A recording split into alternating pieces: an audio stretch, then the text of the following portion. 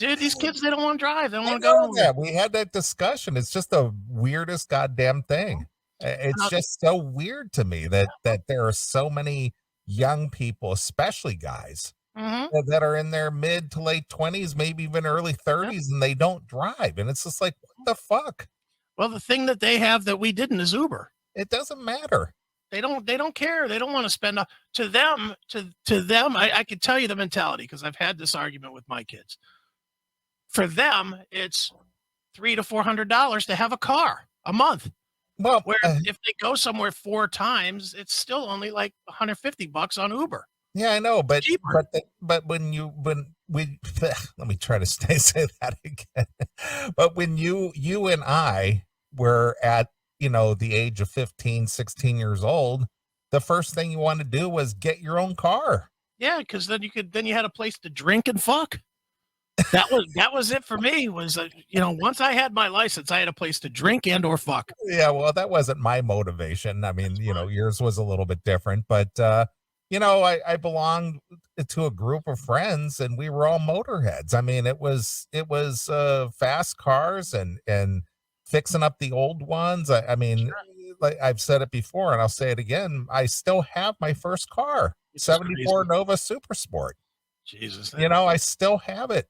And the thing is that was an integral part of your existence. I drove to school in the last year of high school. I didn't have to take the bus. I drove to school. Mhm. And what was more embarrassing in high school than when your mom would drive you to school or to the football game or whatever? Your mom's dropping you off. It's like, oh, dude. I was the stereotypical kid in a movie. I was like, yeah, mom, just drop me off like 2 blocks before the Yeah, school. but the thing is the whole for the guys who were the cool guys, the badasses. I mean, you had a car, you could hear they could hear you coming a block away.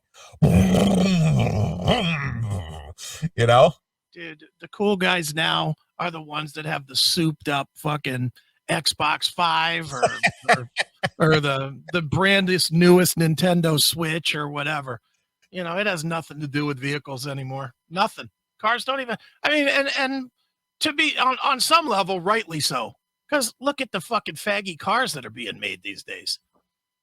Who wants to show up with their 2007 Prius? well, dude, my car, my newest car, my 2018 Camaro Super Sport. That's Yeah, I get compliments on that, all the time, and I and do if whatever. and when because of the way things are fucked up, I'm thinking about trading it in for a 22. Yeah, but you're old. They're young. What difference does that make? I would have wanted then now too. Yeah, but that's you. You were always a car guy. These kids were for the most part not raised to be car guys. Yeah, I know. You know what I got for my 12th birthday? Hmm. A set of Craftsman Did- tool set. When you were in high school, did they have shop or auto Oh shop? yeah. Oh Auto yeah. repair? I didn't take any of the shop classes because I didn't need any. My dad was my Mhm. personal teacher. Yeah. But the thing is I was twisted wrenches. I did my first tune up at 9 years old on a Chevy 250. Right. It's inline 6-cylinder Chevy 250. My dad taught me how to do a tune Sure. up, and it was, changing the 6 spark plugs and taking the points and condenser out and setting the gap and, all that other stuff. Yeah, but And it was for at the time, you don't have to do all that shit anymore, but that's what you had to do. And at 9 years old, that was the first time I did a tune up on a car. dude, but think about now how, and even at younger than me, because I'm an anomaly on this, but think about how many 40-year-olds and under couldn't fucking find a spark plug in their car. Honestly, I mean, I know I'm one. I mean, I can find the spark plugs, obviously, but I couldn't do dick on my car. Nothing.